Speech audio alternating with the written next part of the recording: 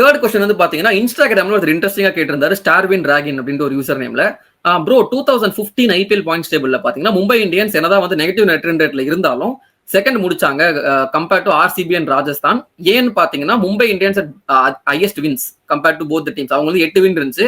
வேற RR and ஆர்சிபிக்கு வந்து மழை பெஞ்சதுனால 7 வின்ஸ் தான் இருந்துச்சு. நெட் ரன் ரேட் வந்து கம்மியா இருந்தாலும் மும்பை வந்து செகண்ட் பாயிண்ட் டேபிள்ல முடிச்சாங்க. ஆனா இப்போ இதே சிபிஎல்ல வந்து பாத்தீங்கன்னா என்னதான் ட்ரின்பாகோ யுனைடெட்ஸ்க்கு வந்து அதிக வின்ஸ் இருந்தாலும் ஏன் அவங்க வந்து தேர்ட் பிளேஸ்ல முடிச்சாங்க compared to Guyana Amazon warriors and Saint Louis tigers இந்த மாதிரி கேட்டிருந்தாரு. இது ஒரு நல்ல கேள்வி, நல்ல அப்சர்வேஷன், சம அப்சர்வேஷன்.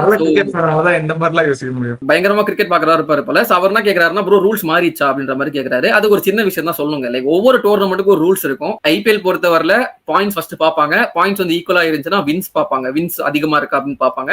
வின்ஸும் வந்து சேமா இருந்து பட்சத்தில் நெட் ரன் ரேட் பார்ப்பாங்க. ஆனா சிபிஎல்ல அந்த கன்ஃபியூஷனே கிடையாது. பாயிண்ட்ஸ்க்கு அடுத்து நெட் ரன் ரேட் தான்.